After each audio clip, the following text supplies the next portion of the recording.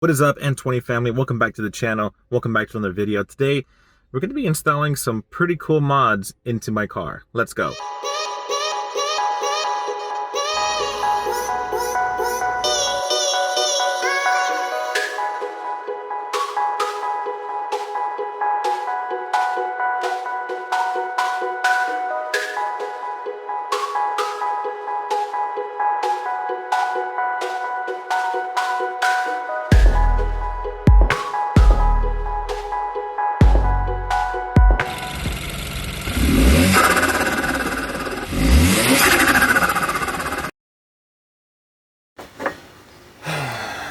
Well, first of all,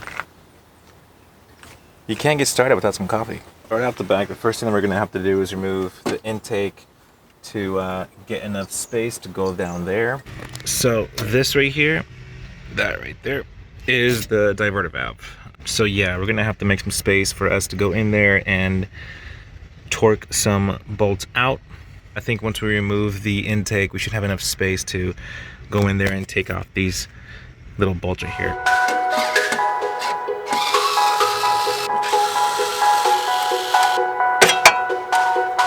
So here's a better shot of what I did. I removed the intake, and if you see down here, I have my inlet covered up, but if you see right there, if I zoom in, there is a diverter valve. So there's one nut up there, and there's that one that I have to reach.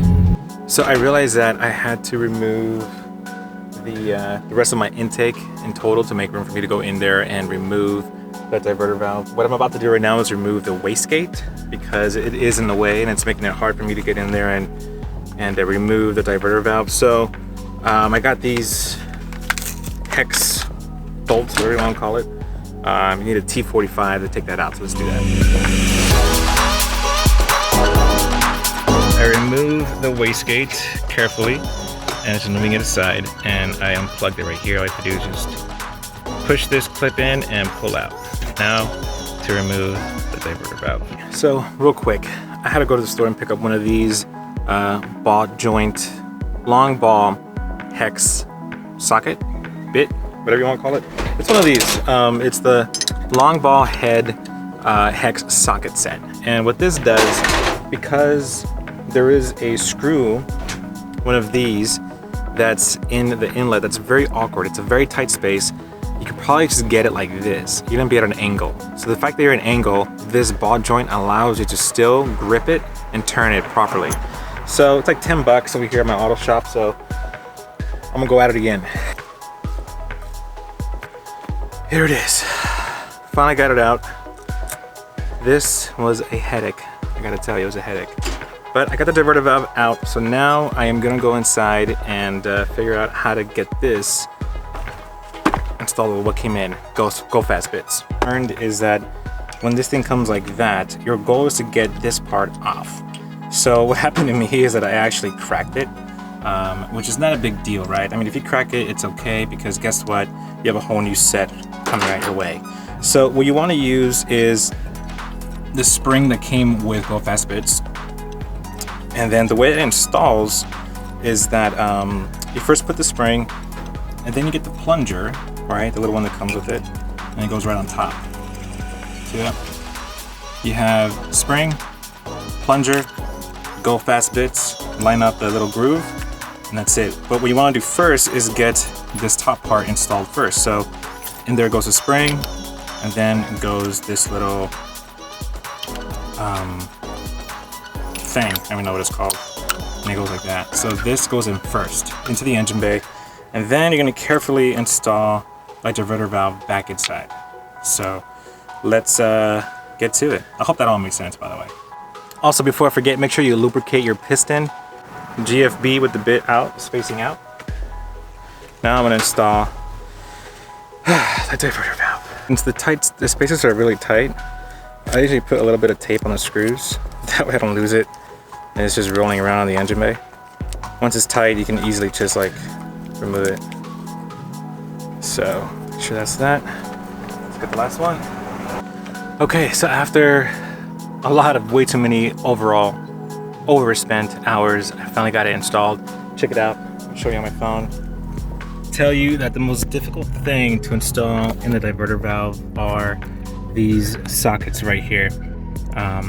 They're really hard, especially this one on the other side over here. I gotta tell you, it's been difficult because, man, it's a really tight, awkward space. This socket right here saved my life because you can get in any awkward angle, and this ball joint will still, see if it focuses on it, this ball joint will still be able to get a good grip. So totally recommend it. Now I gotta put everything back together, so let's do that.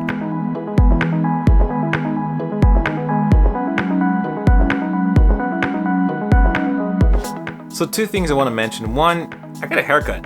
Let me know what you think. I mean, I had it super long and shaggy in the video. I mean, I don't know what works. I mean, if this works, let me know in the comments. Second, this was the most difficult, long install I have done on my F30 thus far. And I gotta say, it was so difficult because my hard head was convincing myself that I had the right tools, that if I maybe try this way or maybe add this or try this angle, I can do it with what I had, and I was totally wrong. 4 hours later, I decided to finally just suck it up and go to the store and pick up that long ball hex joint, and I gotta tell you, I took it out in like 10 minutes. It was so simple if you have the right tools. So if you're struggling, just stop what you're doing and go get the right tools, because I'm telling you, you'll save a lot of time. This install would have taken me an hour if I had the right tools. Anywho, I'll put all the tools that I use in the description below, so make sure you check that out. Secondly, thank you so much, Kies Motorsports. I am so grateful to all of you for supporting my build. Brian and the guys out there, I am so grateful for all of you, and thank you so much for sending me this diverter valve. It's made a difference. You know, I feel a different throttle response. I love the sounds that it makes when I drive. You know, that first video I added, it's pretty loud, right? But it kind of settled, it broke in, and now it's doing what it's supposed to do.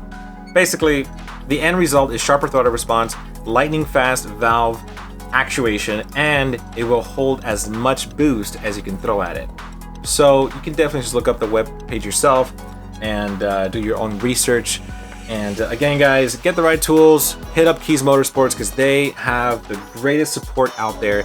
At one point, when I thought I broke my diverter valve, I just sent them a message and quickly they responded. So again, thank you so much, Kies Motorsports, and thank you to all of you who's watching this video right now. Make sure you subscribe, hit that bell notification, and I'll catch you next week, family. I'll see ya.